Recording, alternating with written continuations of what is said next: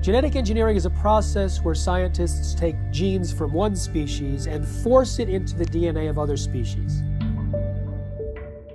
Every single independent study conducted on the impact of genetically modified food shows that it damages organs, it causes infertility, it causes immune system failure, it causes holes in the GI tract, it causes multiple organ system failure. The whole concept of genetically modified organisms is throwing a monkey wrench in the life on this planet. What if we could produce more yield on the same amount of land, squeeze more water from a single raindrop, conserve natural resources while caring for the environment? Monsanto is the company that told us that PCBs were safe. They told us that Agent Orange was safe. They told us that DDT was safe, and now they're in charge of telling us if their own genetically modified foods are safe. The reason why we have 170 million acres of genetically engineered corn and soybeans and cotton and canola oil and sugar beets in the United States is because it doesn't have to be labeled. The first genetically modified animal, a salmon, may soon be approved for human consumption. Both these fish are 18 months old, but the larger genetically engineered Aqua Advantage salmon grows twice as fast as the regular salmon. There has not been sufficient animal health testing, human health testing, or environmental impact testing of these new transgenic fish. Basically, they've taken agriculture and built an industrial model which doesn't fit nature.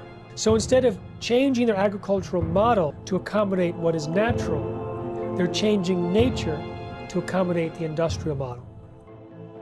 If you have an organic corn crop that sits next to a genetically engineered corn field, and it happens to tassel at the same time, and it happens to be downwind, you're going to get your crop contaminated. The rest of the food supply is contaminated. Then the genie is out of the bottle, and it's maybe physically impossible to turn the situation around. In the genetic engineering revolution, these seeds are now patented property of one corporation called Monsanto. The pharmaceutical industry has no interest in having you well because they don't make any money if you're well. And the pharmaceutical industry is the biotech industry. Some people think that GMO really means God move over. We are heading downhill at a rapid rate of speed toward our own extinction. The use of GM in agriculture is a risk that is simply not worth taking.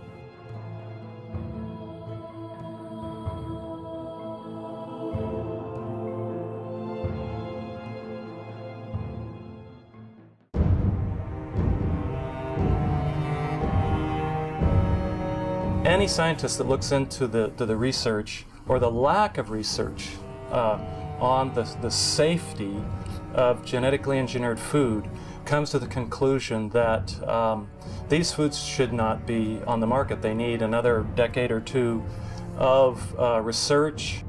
Monsanto is the company that told us that PCBs were safe. They were convicted of actually poisoning people in their town next to the PCB factory and fined $700 million. They told us that Agent Orange was safe. They told us that DDT was safe, and now they're in charge of telling us if their own genetically modified foods are safe. Because the FDA doesn't require a single safety study, they leave it to Monsanto.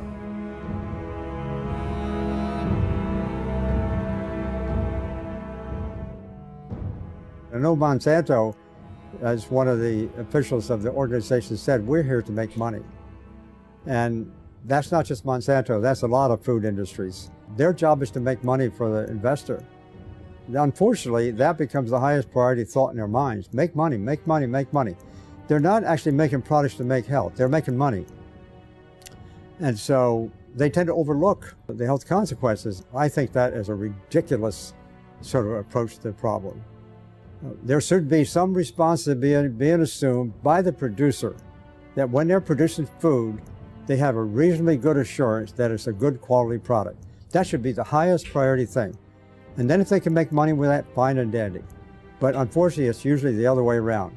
People in this sort of business are looking for opportunities to make money first priority. And then in this case, maybe letting somebody else worry about the health consequences, maybe even the public. And I think we have it upside down. That is simply upside down. Why did the FDA abdicate their responsibility to protect us? The White House had instructed the FDA to promote biotechnology under the first Bush administration. And so the FDA created a new position for Michael Taylor, Monsanto's former attorney. So Michael Taylor was in charge of policy at the FDA when this GMO policy was created, and then he became Monsanto's vice president, and under the Obama administration was put back in the FDA as the U.S. food safety czar.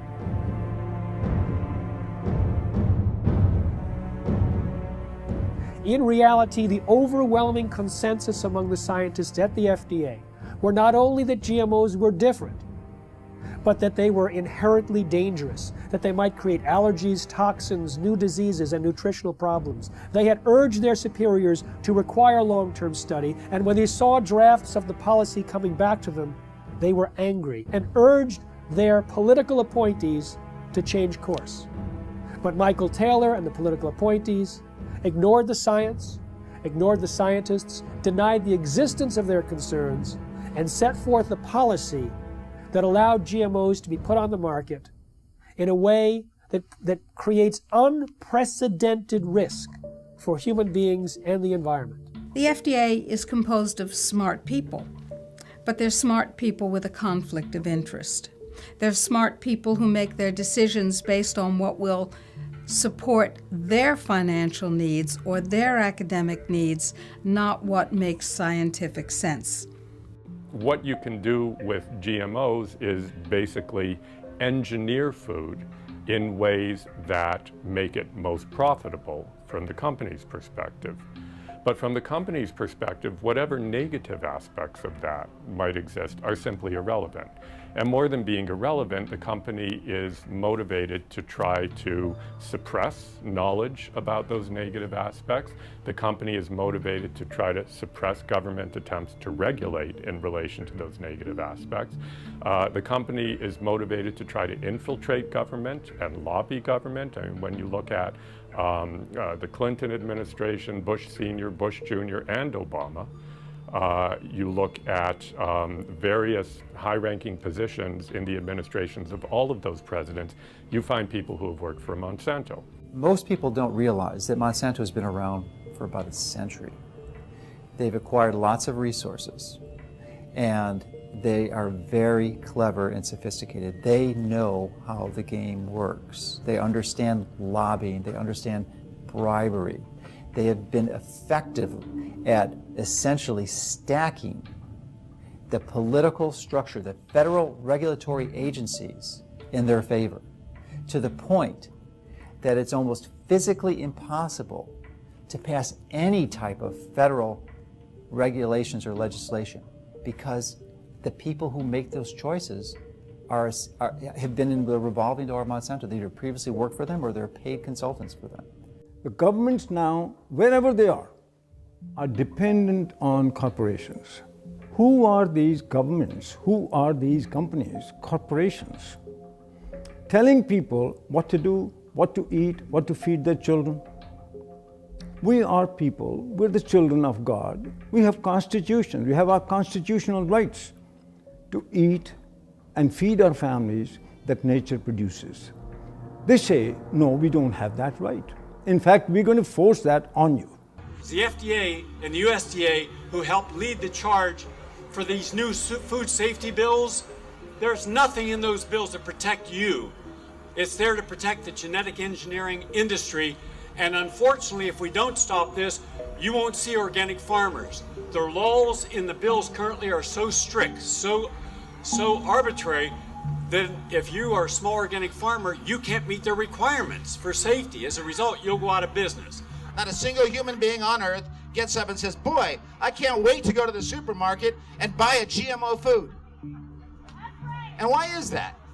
That's because after 30 years and hundreds of billions of dollars of public and private investment, they haven't been able to come up with one thing in this food that actually helps the consumer.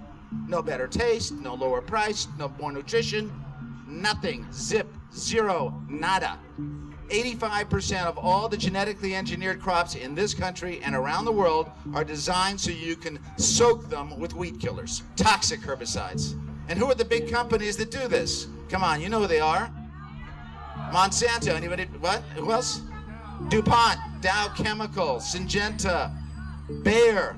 What kind of companies are these? Chemical companies. As the chemical seed package has spread, and now with genetically engineered seed that originally was free in India because it belonged to the farmers, or was low cost because it was released from the public sector universities that did seed breeding.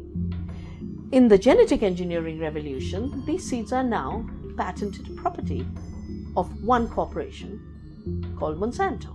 They take genetic material, either DNA or RNA, and insert it using very sophisticated techniques and create an artificial life form, a transgenic species that is impossible to reproduce in nature because the reproductive organs don't match. And as a result, once this form is created, here's the danger. It can cross-pollinate, it can contaminate the traditional crops. Percy Schmeiser was a farmer in Canada who was contaminated by Monsanto's genetically modified seed. Well, he realized he'd been contaminated because he used some of this herbicide to kill off weeds around utility poles on his property. When he saw some of the seed did not die from the application of glyphosate, he knew it must be genetically modified. Well, he didn't do anything to purge his property of that contaminated seed. It would actually take 3 years of taking your crops out of use before you could completely purge them of the genetically modified seed. He decided he didn't want to do that because that would be costly. So he saved his seed for planting the following year, and Monsanto said, well, you now knew that you had genetically modified seed. You saved it for planting a second year. That's infringement. They sued him for patent infringement. It went all the way up to the Canadian Supreme Court. And although they found that technically he did infringe their patent, they awarded Monsanto no damages. Both in Canada and the United States, hundreds of farmers have been totally bankrupt, lost their farms and so on through lawsuits by Monsanto.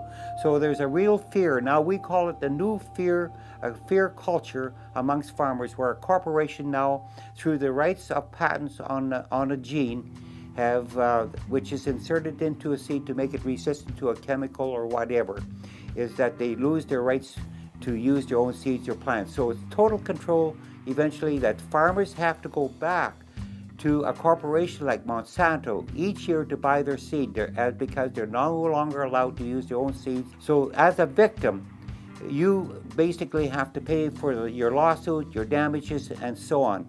So farmers become victims and they have done nothing wrong because they were contaminated by a neighbor, by whatever means, by pollen flow, by seeds blown in the wind, transportation, and so on. So it doesn't matter how it happens. If you are contaminated, it's over and it's over. It's inevitable that someone who does not want to use their seed will become contaminated. Even the United States National Organic Program standards acknowledge this when they say you won't lose your organic certification if you're contaminated up to a certain percentage, as long as you take efforts to try to avoid that contamination. Monsanto has said that it's the responsibility of an organic farmer to use large portions of their own property to set up buffer zones to try to decrease the likelihood that they'll be contaminated by their neighbors. But that's quite perverse when it's their seed that's the new entrant into the neighborhood.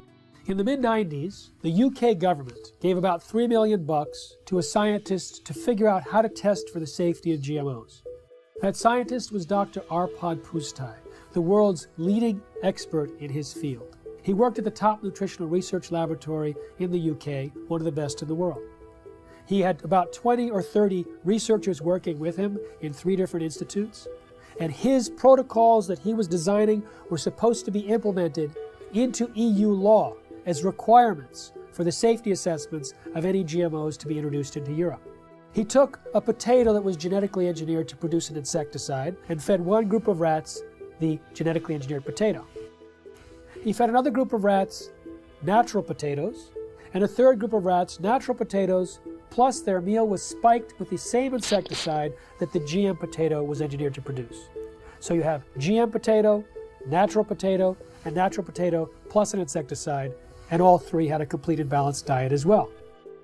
We measured all sorts of things, growth, for example, how these young animals were growing, what happened to their inside, and what happened to their immune system. And it became clear that the GM had a slower growth.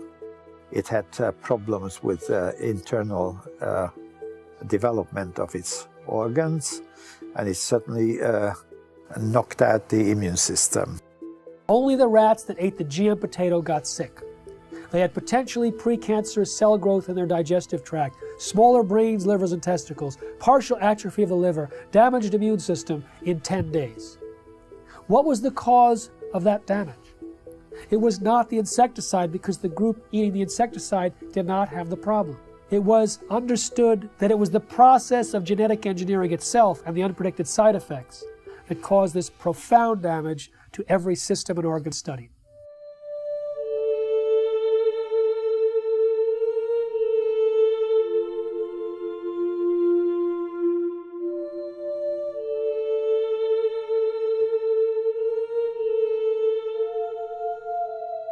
He shared his concerns about GMOs and was a hero for about 2 days at his prestigious institute. The press was going wild. Here was a main scientist who was saying that we should not treat the people as guinea pigs, and that he personally wouldn't eat GMOs from what he understood. The director of his institute received 2 phone calls from the UK Prime Minister's office. The next day, Dr. Arpad Pustai was fired from his job after 35 years, silenced with threats of a lawsuit. His team was disbanded. They never implemented the protocols. Instead, a campaign was launched to destroy his reputation in order to promote and protect the reputation of biotechnology.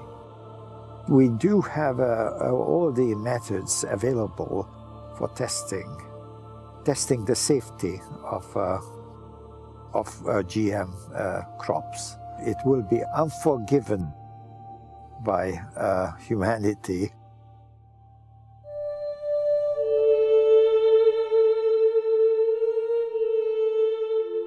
Monsanto scientists found bacteria growing in a chemical waste dump near their factory in the presence of Roundup herbicide. Now, Roundup normally kills bacteria. This bacteria was surviving. They said, great, let's put it in the food supply. So they took the gene from the bacterium that allowed it to survive the Roundup and put it into soybeans. And now those Roundup-ready soybeans can be sprayed with Roundup herbicide and they don't die, just all of the other plant biodiversity in the ground dies. The active ingredient in Roundup is called glyphosate. Glyphosate was patented in 1964, not as an herbicide, but as a broad-spectrum chelator. It hugs a lot of different minerals that are needed and does not allow the plants to access them. It also destroys some beneficial microorganisms in the soil, which normally provide nutrients to the plant. It also promotes pathogenic organisms in the soil, which then overrun the plant. And so it creates weaker plants, stronger disease, and the disease does the killing. Now, what do the livestock in the United States eat? They eat largely Roundup-ready crops. Roundup-ready soy, corn, cottonseed, canola mash, sugar beet pulp, and soon alfalfa. So a huge percentage of their food intake is Roundup-ready crops. Now remember, Roundup pulls the nutrients out of the crop. It makes them unavailable. So now we have millions of livestock eating nutrient-deficient food. And what do we eat? We eat plants and we eat animals and take their milk. So it turns out it's a perfect storm now, not just for plant disease, but for animal and human disease. When 44,000 secret FDA memos were made public from a lawsuit about the subject of genetic engineering, the director of the Center for Veterinary Medicine made it absolutely clear that GMOs in animal feed had a unique danger. Toxins can bioaccumulate in animals and in their milk. And so if there were toxins in genetically modified feed, then we might have higher levels of those toxins in the animals that eat the feed or in their milk or other products from those animals. All our food, 90% of Canadian crops, American crops now are produced by genetic modification, or at least they're contaminated. with genetically modified corn, genetically modified soybean, genetically modified everything. 95% of all the genetic modifications are done in order to allow the plants to survive more chemicals being sprayed on them and to allow the animals to survive more drugs being put into them. And of course, what happens is that when their genes are changed, our genes are changed by consuming them, just as the super weeds and the super bugs are genetically altered by consuming them. The bug eats the plant, its genes change. The animal eats the plant, its genes change. We eat the animal or the plant, our genes change. Our babies' genes change, and the change is permanent. They do not want you to know which products you're buying in the grocery store might contain genetically engineered ingredients. They say that label would confuse consumers. They say there's no difference between genetically modified foods and non-GMO foods. Well, that's absurd. That's what the word modified means in genetically modified. It is modified, it is different, and it is, in many ways, a threat to the health of the people of our nation and people around the world. Genetic engineering is a process where scientists take genes from one species and force it into the DNA of other species. Even though there's been very little study on the health dangers, there's been sufficient evidence of harm to cause the American Academy of Environmental Medicine to say all doctors should prescribe non-GMO diets to everyone. They say that the animal feeding studies link GMOs to reproductive problems, immune system problems, accelerated aging, organ damage, gastrointestinal distress, dysfunctional regulation of cholesterol and insulin, to name a few. If you take the gene of a cow that helps it to produce milk, that produces a hormone called the bovine growth hormone, and if you take that hormone and you start injecting into the cow, the idea here is then the cow will produce more milk. The companies like Monsanto and Eli Lilly, who invented this hormone independently, and they said there's nothing wrong in doing that because it's substantially the same hormone that the cow produces. That is wrong. Because even if you take natural bovine growth hormone and you give injections of it to cows, then the cows will get sick. Just like if you took human insulin and you started to inject human insulin back to people, they will get insulin shock, they could die. But the cow receiving this hormone will actually be sick. It'll have pus in its milk because it's producing too much milk. The teat canal of the cows will get infected, will have to be treated with antibiotics. When the Canadians were evaluating bovine growth hormone, the senior scientists there testified before the Senate that Monsanto had offered them a bribe of $1 to $2 million to approve RBGH without further study. They say documents were stolen from a locked file cabinet in the government's office, that they were being pressured to approve the drug, which they thought was of questionable safety. What we have is rigged research, hijacked regulatory agencies where many people at the agency, at the FDA, that was approving this bovine growth hormone were from Monsanto. Monsanto's former attorney, 2 former researchers. In fact, Richard Burroughs, who was an independent veterinarian working at the FDA, he was fired. He was told he was slowing up the approval process. Well, he sued and was reinstated back at the FDA, but during the trial, his boss admitted that the whole thing was a setup to get him out. He was in the way of the approval of bovine growth hormone. In the U.S., there's evidence that articles have been published that scientists who do any research on that possibly could show negative results of genetically engineered crops are harassed. They are denied funds. The universities that depend on industry money are pressured to not allow this or to discourage this kind of research. Monsanto's own research shows that when rats were fed this BT corn, they had signs of toxicity in the liver and kidneys.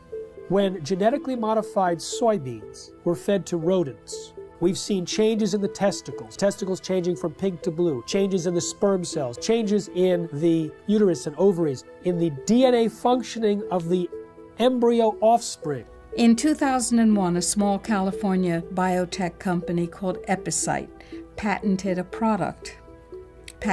a gene, which causes both men and women who eat it, in the form of any product, to produce antibodies to sperm. If the men eat the Epicite gene, they produce antibodies to their own sperm, rendering them irreversibly sterile. If women eat the Epicite gene, when they have intercourse, their bodies produce antibodies to the sperm that has been deposited, and they become infertile through the destruction of the sperm. Now, DuPont and Monsanto formed a joint venture, purchased the Epicite firm, and, quote, commercialized the Epicite gene. Do you want to know if the food that you're eating contains the Epicite gene? Sure you do. How about the food that your children are eating, or your grandchildren? Sure you do. We've seen smaller babies, a death rate that's 5 times that compared to controls. Sterile babies, even babies with hair growing in their mouths. And this has been done by government scientists as well as independent scientists who are at the top of their field. Pay close attention to what you're about to see. These rats have been fed with transgenic corn during their entire life cycle. The tumors they suffer from are enormous. The study that revealed the effect of the GMOs on the health of these rats has just been completed. It lasted for 2 years. We spent over a year trying to obtain transgenic corn because no GMO manufacturers were willing to provide them. This is because Monsanto requires contracts to be signed stipulating that the seeds must not be used for testing. We wanted our study to be independent. Every rat was dissected to identify the way each diet, GMO and Roundup on its own, had acted on the metabolism of each animal, focusing on the development rate of the tumors that only start to manifest themselves after the initial 3-month period. Each step up represents a large tumor, which can measure 17 millimeters by 17 millimeters. 94% of them take effect in the mammary glands, which would equate to breast cancer in a woman. We are faced with renal tumors for the males. Some males also suffer from mammary tumors. One could have thought that the main cause of death was coming from the pesticide added to the corn. But what the study highlighted, and this for the first time ever, is the fact that the transgenesis itself could have killed the rats. What this means is that just by interfering with the genome of the plant in order to modify it, we are faced with repercussions that no one could have anticipated. This is enough to make us reconsider all the scientific precepts that led to the creation of GMOs. We realized that GMOs without any Roundup residue were responsible for an increase in the death rate of females and of some males. This is the GMO that is being eaten by the Americans, but also the GMO that has been approved for importation by European agencies, and that contaminates our food. When they allow animals to graze on the cotton plants after harvest in India, for years and years there was no problem.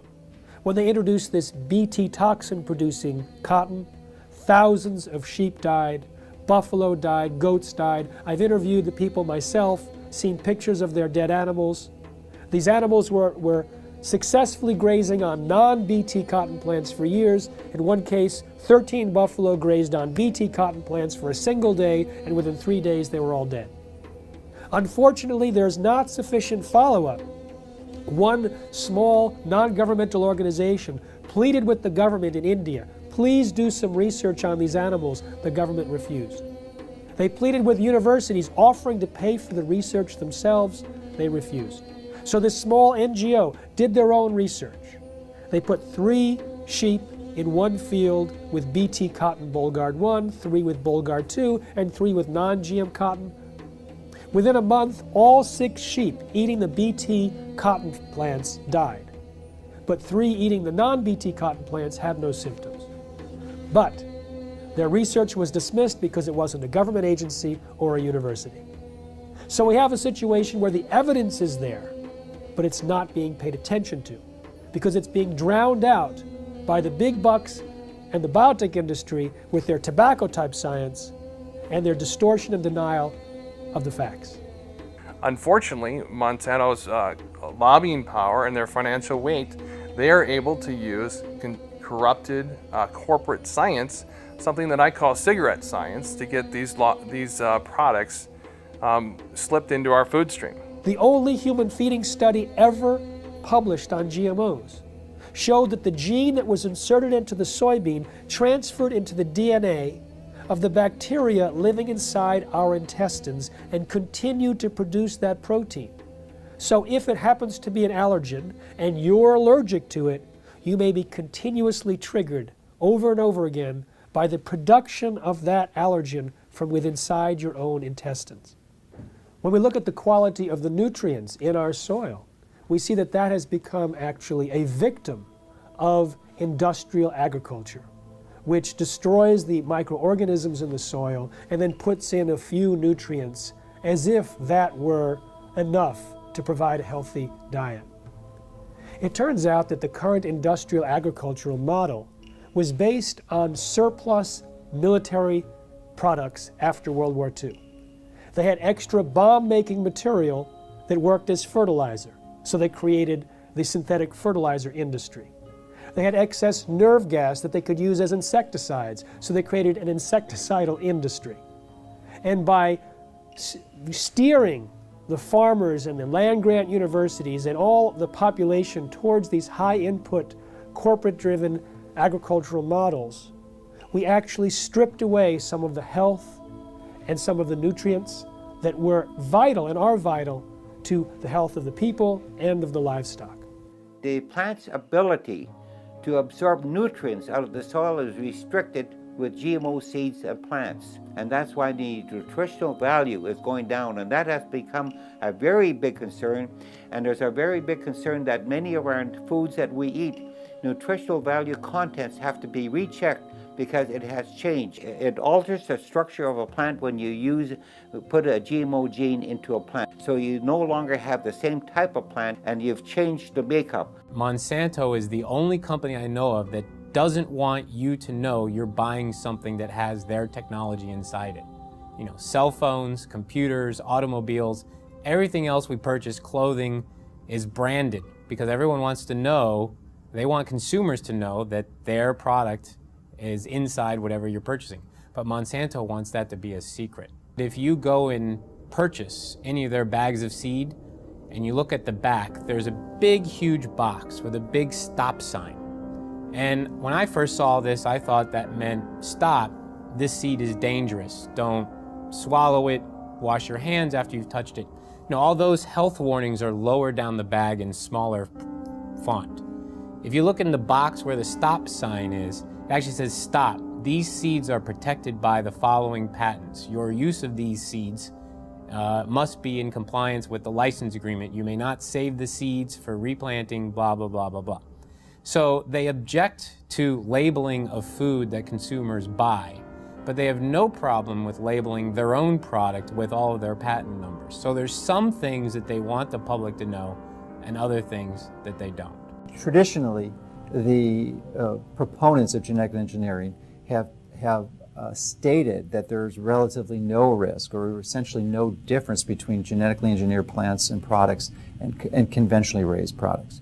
Well, new studies dispute this quite widely. There was a study done last year in the Journal of Reproductive Toxicology that showed that over 93% of genetically engineered toxins were found in the blood of pregnant women and 80% in the fetuses. So this potent crop toxin is being transferred into the population. Genetically modified soybeans has as much as 7 times the amount of a known allergen compared to non-GM when the two are cooked. With corn, there's a gene that's normally shut off in corn, but it's switched on accidentally in Monsanto's corn, and that gene produces a known allergen. There's also more herbicides used on these genetically modified herbicide-tolerant crops like Roundup Ready soy, and the excessive herbicides might promote allergic-type reactions. Peer-reviewed studies show that there's an association between heavy GMO consumption and serious health problems, including asthma and food allergies. There's also a damage to the pancreas and the production of enzymes that are used for digestion in mice that are fed GM soy. If we take longer to digest proteins, then that means eating genetically modified soy might cause us to be reactive to a wide variety of foods, not just to GM soy. The real risk here, the real concern is that these threats to the food supply are validated. And there is, the GE crops are the predominant crops, and they've contaminated the rest of the food supply. Then the genie is out of the bottle, and it's maybe physically impossible to turn the situation around.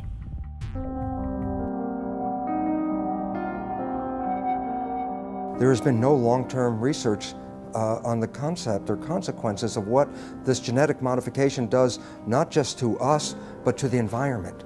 And right now, from all the research that's showing up, it says this has a very negative and profound effect on destroying the environment in which we live. So therefore, I find it senseless that the government would support and condone genetically modified foods without even having the basic research to understand the liabilities involved in creating these monster organisms and putting them into our world. The conversation in Europe and in countries in South America and in Asia is much more sophisticated in terms of its understanding of science, the importance of independent peer-reviewed science that isn't contaminated or corrupted by corporate influence. Here in the United States, you know, the birthplace, the bedrock of the free market system and democracy, we are having our rights corrupted by corporate influence. The major impact that Monsanto has, their ability to get their products approved with minimal scientific oversight and minimal review of these products for human health testing is really an abomination. The entire scientific foundation underneath genetically modified organisms is false because organisms are not genetically determined.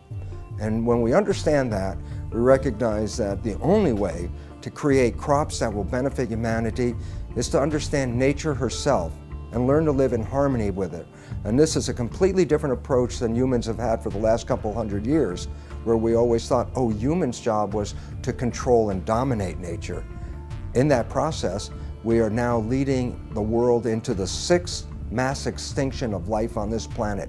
5 times in the history of this planet, life essentially got wiped out and started all over again. The 5 previous mass extinctions are attributed to things like comets or asteroids hitting the Earth and destroying the environment. We are now deep into the 6th mass extinction of life on this planet. We are losing species of organisms faster than even in the previous 5 mass extinctions. But the source of the problem is much closer to home than a comet or an asteroid. Science has recognized that it's human behavior that is undermining the web of life. Rather than trying to control nature, our mission is actually how to learn to live in harmony with nature. The FDA, which treats the American people as slaves, knows that if people knew the truth about how healing their foods can be and how dangerous the processed foods really are with all their chemical contaminants and their genetic modification, if people knew the truth, they would demand food freedom. They would demand access to healing herbal therapies and healing dietary supplements. They would demand that the FDA back down from its intimidation campaigns that have been leveled against producers of dietary supplements and herbal remedies and raw dairy products and so on. The people would demand that if they knew, and that is why they are kept ignorant under this campaign of disinformation currently being waged by the FDA. I've been vigorous in my opposition of these strategies that these large corporations use to use their influence for their benefit. And as a result of my positions, I'm frequently criticized by their own local networks, the skeptic networks and such. And they're also their ability, because they are so politically connected, to use the federal regulatory agencies to come after me personally, to file claims against, or statements against my company, and also to criticize me such that it can be viewed in most of the traditional media to skew the information, the truth of what we're saying. They twist the tables. It looks like we're the bad guys when actually nothing could be further from the truth. We're just seeking to help people understand what the true reality here is, and give them the tools to make that distinction and give them the right to know. In the early 2000s, Monsanto and the biotech industry vilified a scientist for his linking of Bt corn to a decrease in monarch populations. 2 years ago, another research paper came out confirming that yes, Monsanto's Bt corn and their Bt cotton products were actually reducing the habitat of monarch butterflies. Monarch butterflies are the canary in the coal mine on the prairies in the Midwest. Of the major impacts, the negative environmental impacts that these products are having. The large-scale cultivation of GMO crops can harm biodiversity in a number of different ways. One is that in the case where the crop is engineered to be tolerant to a herbicide, such as Roundup or glufosinate, then the application of high doses of these weed killers destroys the weeds upon which other organisms normally would be consuming. So the insect population is reduced, and then there isn't the insect population upon which the birds are also consuming. So there could be a knock-on effect on the biodiversity within the fields where herbicide-tolerant crops are being grown. And indeed, large-scale field trials sponsored by the UK government several years ago now did indeed find that in fields that were growing herbicide-tolerant sugar beet and canola, that the biodiversity in these fields was markedly reduced. There's a lot of information now on bee colony collapse, and it's now linked to certain of the chemicals that are sold by certain of the major companies. So there's a lot of concern now about the bees dying, because now we'll lose a major insect that pollinates our plants, and so that also has become a big concern. But it's all related. It all goes back to the massive increase of new types of more powerful chemicals, more toxic chemicals than we ever had before. And that's why we have many of our beneficial insects are being killed by these new types of chemicals. GM carries novel health and environmental risks, which we are now beginning to measure, both in terms of environmental impact and also outcomes in feeding trials, controlled feeding trials in animals. Then I feel that the use of GM in agriculture is a risk that is simply not worth taking. GM doesn't address root causes of problems in agriculture. At best, it is a symptomatic cover-up.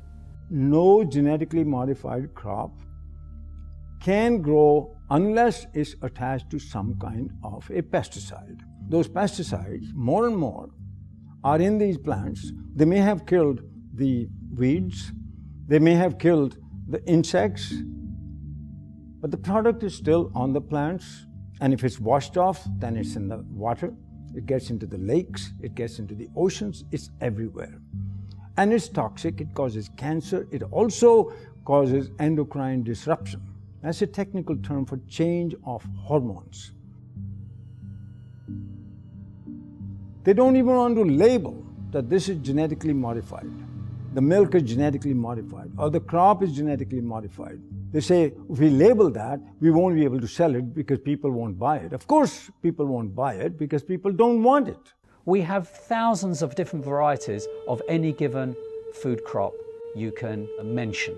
And by simply dipping in to this already existing reservoir of varieties of crops, resurrecting old crop varieties which have been displaced, could readily meet our food needs without having to resort to the risky procedures associated with GM.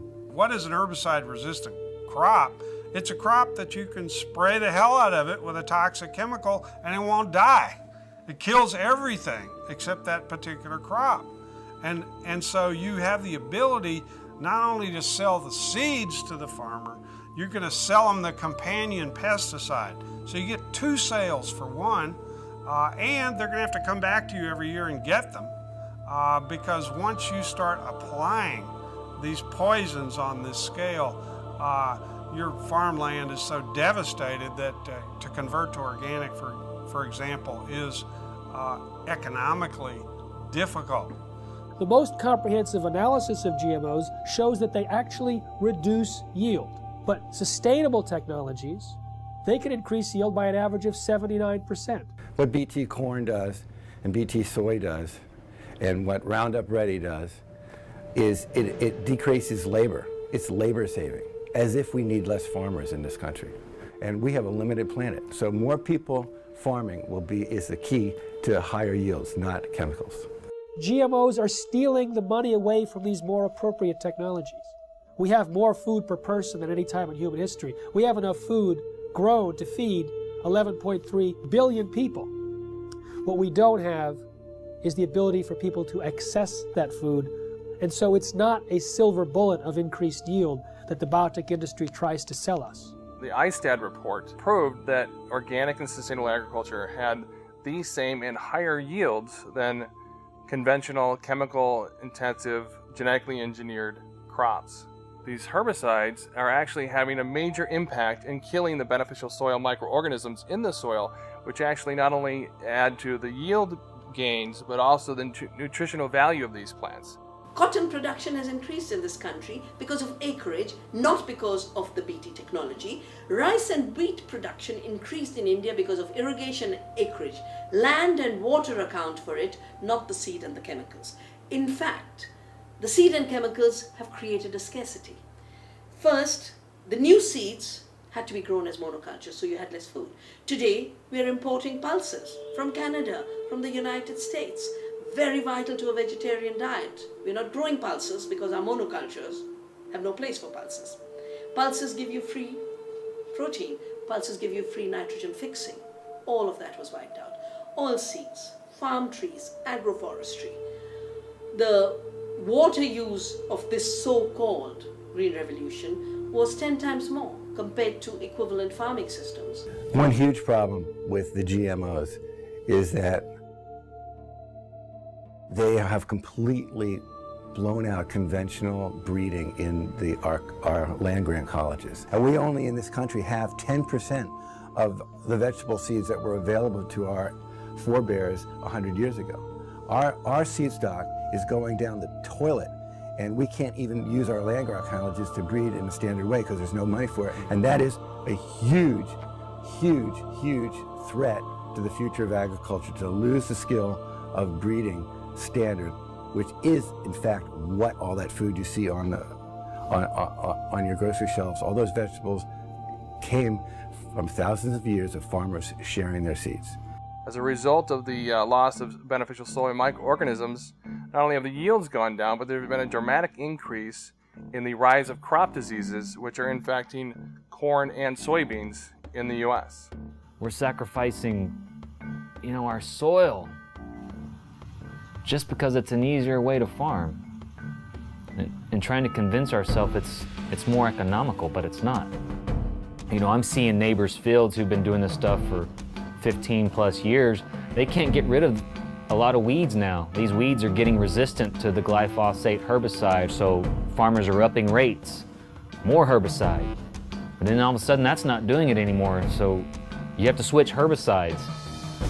So now the soil is just more and more full of poison. So there's going to be more sickness in that field. It's going to be more susceptible to diseases, insects. We won't make it through drought periods as long. The same crops side by side, right across from each other. The natural plants are going to make more over time. And you have a soil that you continue to poison, nature's going to win. In 2006, Cornell University released a study on soil degradation that stated by the year 2050 that 30% of the land that's already cultivated will be unfarmable.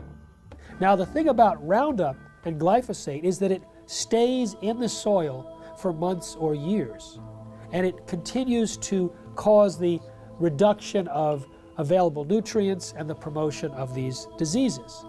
And so people like Dr. Don Huber from Purdue University, have identified more than 40 plant diseases that are on the rise in the U.S. because of the overuse of Roundup and other glyphosate-based herbicides. Now, it pulls these nutrients out of the food supply for months or years. According to Reuters, in 2007, there was about 184 million pounds of glyphosate herbicide used in the United States. Now that's one of many, many years, hundreds of millions of pounds, which means hundreds of millions of pounds of nutrients have been tied up and taken out of the food supply.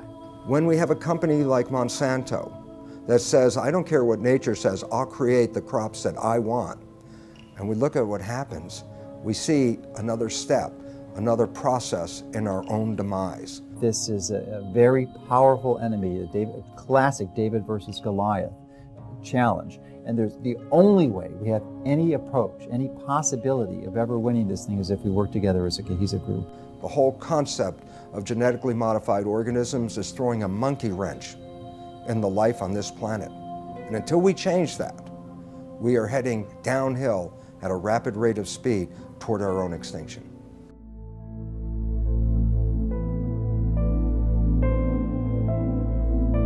Genetically modified organisms are living beings where genetics or DNA of one species is taken out and transported artificially into another organism. And in other words, some sort of genetic manipulation, genetic engineering has occurred. Nature, God if you like, does not permit that. You cannot take the gene of a bacteria and put it into a pig or a people or anything like that, or vice versa. They've put spider genes into goats in the hopes that they can milk the goat to get spiderweb protein to make bulletproof vests. They've put cow genes into pigs and made cowhides on those pigs. They had what was called an enviropig, a pig that would have manure that was less toxic. They can create these featherless chickens to kind of better live in these tight battery cages, these small barren wire enclosures extending down long rows and often windowless sheds. Can be 1 million birds in a single shed. How do you do that? Well, without them overheating, where you have this mass ventilation fans. But another way, you just take off their feathers. There's a genetically modified salmon that was created by Canadian researchers that was tested up in Canada. They put these frankenfish into tanks and they fed them sufficient food and there was no problem. When they reduced the amount of food, the frankenfish freaked. They started killing and eating their neighbors. So what happens if the FDA approves these frankenfish and let's say they escape into the ocean? I don't know what's worse, the extinction of natural salmon or the roving of these frankenfish going around and killing and attacking other species and changing the whole ecosystem balance. They both have a mating advantage because they're larger, but they have a survival disadvantage. And it's that combination that, should a male transgenic fish escape into the wild, cause the rapid collapse and extinction of both transgenic and wild fish in as little as 50 generations. Scientists take genes from one species and force it into the DNA of other species. Now, the process itself creates massive collateral damage in the plant or animal, but they don't test for those changes and the side effects before they introduce, say, the crop into our food supply. DNA is the inherited material of life, and it is where genes are structured. So we inherit half of our DNA from our mothers and half of our DNA from our fathers. And within the DNA are the genes that encode for all the structures of the body. So the DNA is like a blueprint. Just like an architect has a blueprint for a building, the DNA is the blueprint for all the structures of the body. So when a gene is switched on to function, the information within that gene is being used to manufacture a protein. And that protein then builds the structure of the body. And then proteins in the form of enzymes carry out all of the chemical reactions of the body that constitute the living organism. When the GM gene is introduced into the plant, the genetic engineer has no control over where the GM gene integrates or splices into the DNA of the plant. And the effect of this is that the GM transformation process as a whole actually is very disruptive on the DNA structure and function of the organism. As a result, very unpredictable and potentially hazardous outcomes. Because if you disturb the balance of gene function, remember, the gene function is controlling the structure and the biochemistry of the organism. If you disrupt the balance of gene function, you disrupt the biochemistry. And if you disrupt the biochemistry, you run the risks of creating novel toxins, novel allergies, as well as a disturbance to nutritional value. These types of outcomes resulting from the disruptive effect of the GM transformation process have been observed, are observable, and they're genuine. With our understanding of epigenetics, the new science of how environmental signals control our genes, we're introduced into the chemistry of where do the signals come from that select the genes and modify our genetic activity. Well, we used to say everything was due to the genes, but now we find there's a class of molecules called microRNA. They're very small RNA molecules, and they're found in all the cells.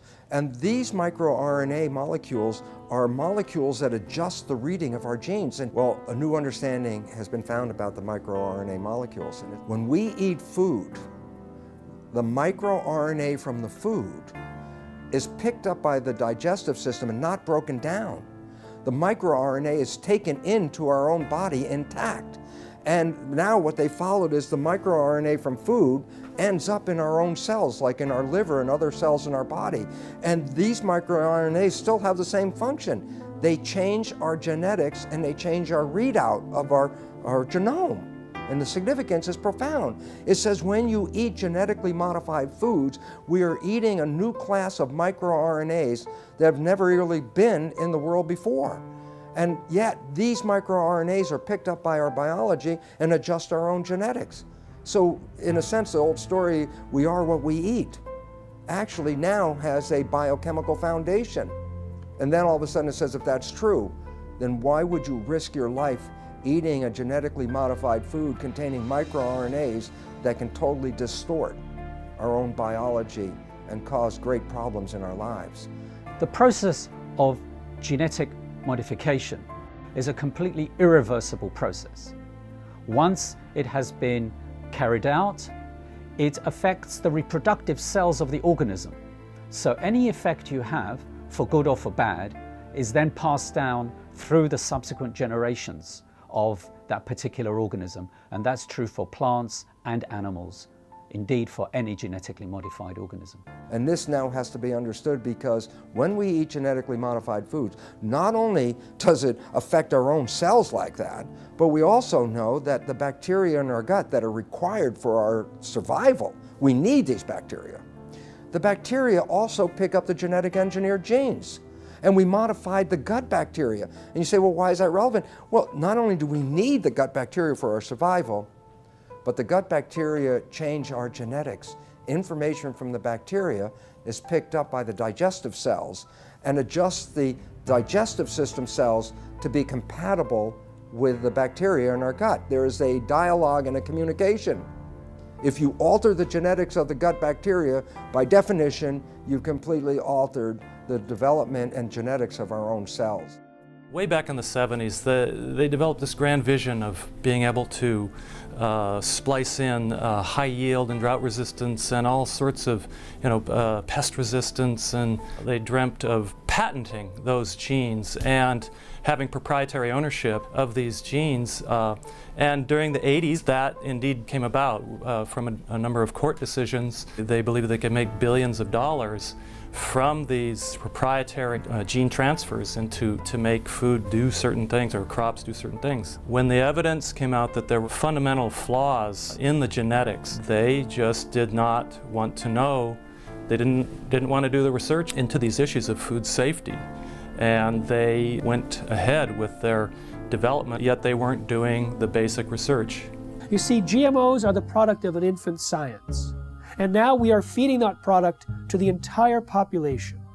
And it's known to create unpredicted side effects, and no one is testing to see if the rise in all these diseases since GMOs were introduced in the mid-90s is caused or promoted by these GMOs.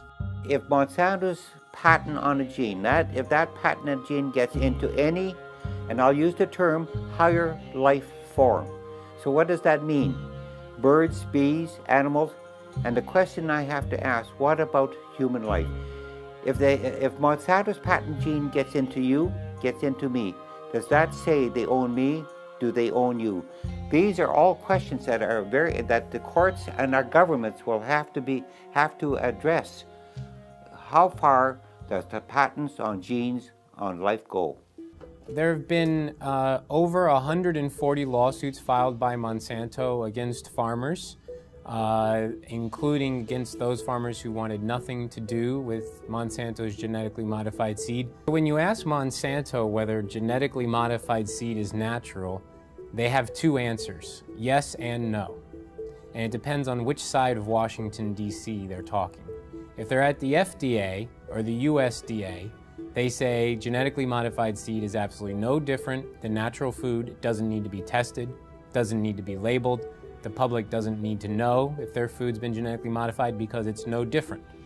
Then when they're on the other side of Washington, D.C. at the patent office, and the patent office is saying, well, you don't deserve a patent because your seed is no different than natural food. They say, oh no, it's not. It's completely different. We've invented something brand new. It's radically different, and it's so inventive we deserve not just one patent, we deserve entire portfolios of dozens and dozens of patents. Because the United States was the only country in the world, still is, that allowed genetically modified organisms or any organisms to be patented. Up until then, living organisms or their products could not be patented. So the patent for insulin, genetically modified insulin produced in the E. coli bacteria, was given to Eli Lilly. Monsanto got it for RBGH, the bovine growth hormone. I have a book called Corrupt to the Core.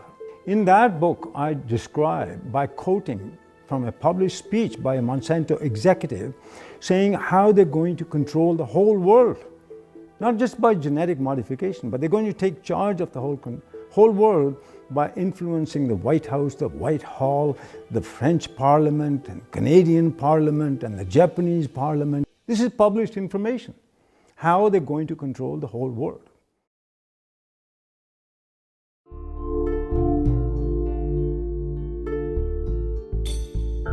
American people are beginning to become more aware and wake up to the fact that their government has been corrupted by corporations, and the food that they're feeding themselves has possibly serious human health risks. In the European Union, where labeling is required, there's almost no genetically engineered food on store shelves, in restaurants. There's almost none of it planted. Today, more than 50 countries around the world allow labeling of genetically engineered foods.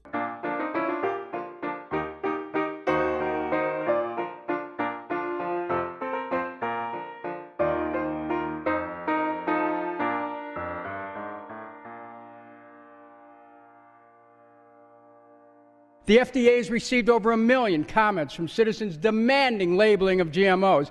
90% of Americans agree. So why no labeling? I'll give you one reason. The influence and the corruption of the political process by Monsanto. If you have an organic corn crop that sits next to a genetically engineered corn field, and it happens to tassel at the same time, and it happens to be downwind, you're going to get your crop contaminated. In fact, even the seed stocks are becoming contaminated. I should have the right to be a conventional farmer. You should have the right to be an organic farmer if you're right. But if we have GMO farmers, you no longer, remember this, you no longer can have an organic farmer, you can no longer be a conventional farmer. You'll become a GMO farmer whether you like it or not. An expert in air pollution calculated how far corn pollen could travel in 24 hours, which is the maximum time that it can remain viable to cross-pollinate. It could travel under certain weather conditions over 500 miles. They want the public to sit down and not think about what happened before this piece of meat got on my plate. What happened before this glass of milk sat on the table? We have an ethical responsibility, I believe, not just to other humans and to the future generations. We have an ethical responsibility to all living creatures. We have increasing numbers of retarded and autistic and genetically damaged people among us. We have increasing numbers of lethal allergies and potentially lethal allergies that coincide with the introduction of genetically modified food. We have increasing amounts of autoimmune problems. We have increasing amounts of pretty much everything. The pharmaceutical industry has no interest in having you well because they don't make any money if you're well. And the pharmaceutical industry is the biotech industry, and it is the agrochemical industry. Thousands of doctors are now prescribing non-GMO diets to every patient. In fact, the American Academy of Environmental Medicine urges all doctors to do so. They evaluated the animal feeding studies and said that there's a causal relationship between GM feed and disorders. And they urged the government to put a moratorium in place on GMOs, and of course they're for labeling. My God, we are the sickest of the major countries in the world, and we're also becoming the dumbest of the major countries in the world. And the significance about that is, what a coincidence. This is the motivation of a government, and this is exactly where we are. A country like the United States has 20% of its GDP spent on healthcare costs, on trying to cure chronic disease. We're giving vaccines in children. We're giving all these other drugs, bad food, pesticides, hormones, everything getting into the system in animals and people. This is going to drive countries bankrupt. We're talking about people whose lives are either terminated through preventable diseases which were not prevented, through the toxification of their bodies by toxic food. Total population of the world is about 7 billion now. They're saying by 2050, the population will grow to approximately 9 billion. And these companies and the governments all over the world are saying the amount of food in the world will have to be increased to twice the amount. The biotech industry is promising to feed the world with crops that'll have higher yields, even though it's not the amount of food right now that's the critical issue, it's access to the food. And access to the food is largely an economic issue. There's no shortage of food. This is purely due to corruption, because corrupt people in power, won't let poor people have their share. Now, since GMOs were introduced, there has been a dramatic increase in infertility in the United States. But there's significant evidence both in laboratory animal feeding studies as well as livestock experience to point a finger at Roundup-ready crops as a potential cause. The newest information of a study just published a week ago shows that these toxins in the food have actually been associated with an increased intensity of obesity, and this is found in salmon and rats. And there are other suggestions that they produce long-term imbalances in fertility rates, in hormonal levels, and immune function, and the ability to digest foods. Big agricultural and chemical companies don't want to label GMOs. What these corporations say is that labeling GMOs will increase our food bills. What I say is if they're so concerned about our bills, then they need to focus on a bigger price tag, and that's our healthcare costs. And we're not just talking about the cost of medications here. How about the cost of missed work and lost productivity when parents have to rush their child to the emergency room or to a doctor's office? And for the children, how about the missed school and summer camp? We're talking about the emotional and societal cost played out over and over again, hundreds of thousands and millions of times over. So these companies that are promising us to have abundant food, bring prosperity. They're lying, and the governments are with them. I think if you really want to know the true story about what corporations are doing in our society, about the various harms and dangers that they present, you can't rely on mainstream media. You have to go deeper and you have to go further. That's going to be a very important piece in us moving forward. The fact that we do have those sources of investigation that are not beholden to corporations or corporate media, and that we do have a mechanism in the internet for disseminating them broadly. We have this sort of common enemy that has allowed the profession, the healthcare professionals and the journalists and a whole variety of individuals and media sources who you wouldn't think would be aligned. And typically, many of us have disagreements on certain issues, but we've all come together to realize that this is a very powerful enemy, a classic David versus Goliath challenge. And there's the only way we have any approach, any possibility of ever winning this thing is if we work together as a cohesive group. So what you see is Monsanto genetically contaminating crops, monopolizing seed and destroying biodiversity, turning farmers into serfs through this indebtedness, corrupting government, undermining law and regulatory process, and worst of all, polluting scientific knowledge. They're polluting genetically, they're polluting politically, and they're polluting epistemically. They're even stealing our minds. Through the food we eat, through the television and programming and the news media we receive, that information alone constitute what you might call the nocebo information. That negative information about the world is causing us to become sick. The food we eat exacerbates that same problem. We are living in a situation where we must take back our own power. They can surround the Congress, they can surround the congressional offices back in their district, they can surround the Monsantos and the city groups. And that's what they got to realize, that that's the first stage, because people showing up and massing together with agendas and with good artwork and signs and music scares the hell out of these politicians and their corporate masters. Let's use the power of government to support what we want, which is to have choices. Stand up that you should have the right, a human right to grow the foods and crops that you want. Americans have a right to know if their food is genetically engineered. It's time for labeling. It's time for people to know how their food is being produced. It is completely pro-capitalist to have things labeled. That's where you know what you're getting. And if the consumer over and over and over again says they want to know, they want the choice. But producers are freaked out because the choice is not going to be for them.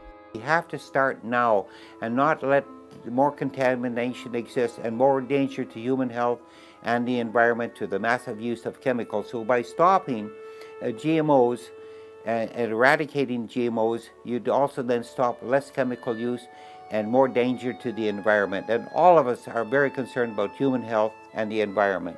What's going to get your children through this and your grandchildren's generation? What are we handing off to them? What are we passing down to them? If the earth is us and it's our greatest legacy, what are they inheriting? And if you care about what you put in your body, you'll create as much of your own food supply as you can while you still can. Save seed, grow heirloom foods without any chemicals. I mean, there's dozens, if not hundreds of methods and ways that we can go about correcting this and preventing this, but we have to start making those changes now. It's very important to be an organic farmer for the future of our children and our grandchildren and even ourselves in the food that we eat. Don't give up your rights, our human rights to this. If what's important to you is what goes into your body and what your health is now and will be, then you have to become activated. But to do that, we have to recognize there's a new science, and that new science completely pulls the foundation out under the conventional science of genetics and GMOs. That science is false and destructive. And the wake-up call is knowledge. Knowledge is power. Lack of knowledge, a lack of power. And what this world is suffering from now is a lack of knowledge, because we do have knowledge. We have knowledge that says how we can thrive, live to a ripe old age of over 100 very easily, and enjoy the experience of being on this beautiful planet. In most Native American cultures, their beliefs or their concepts were based on, will this last for 7 generations? Whereas we're asking, what can get me through this year economically? 1 year, 12 months. That's one of our greatest problems right now, is to leap over that barrier, that mentality. Globalization has happened, it's here. But its effects have to be reversed. Globalization in a good way, where people learn about each other, people learn about each other's religions, to tolerate each other's spirituality, work together, work in nature, work with God. Because it's time for us to re-empower our lives. For 10,000 years, humans grew crops without chemicals. You know, it's time that we get mandatory labeling. It's time we cut down the biotech bullies to size. And then now, let's have that discussion again about chemical agriculture versus organic or traditional agriculture. The overwhelming majority of the public want us to produce food and to raise animals in the natural, healthy, humane way, in a way that doesn't destroy the environment, public health, and the climate. And we're going to get to that point, but it's going to require, as I often put it, the food fight of our lives.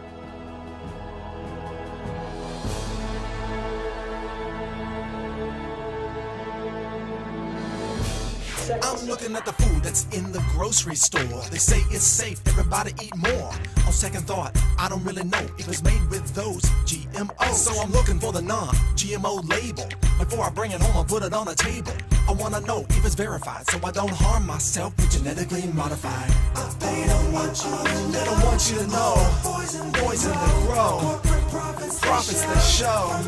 From those GMOs. Seeds that they sow. Gonna hurt us, we know. Told them to go. Say GMO, no.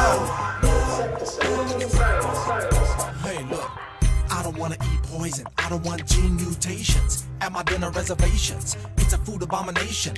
What they're doing to this fast food nation.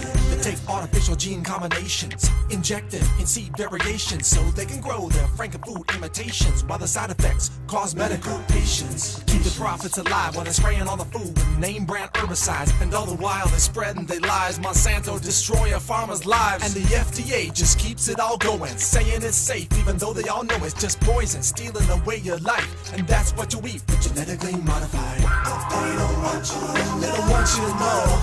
Poison they grow. Profits they show. GMO? No. Seeds that they sow. Gonna hurt us, we know. Told them to go. Say GMO, no. FDA scientists said that GMOs might create allergies, toxins, new diseases, and nutritional problems. Allergies, toxins, toxins. And they said, no testing necessary. No testing necessary.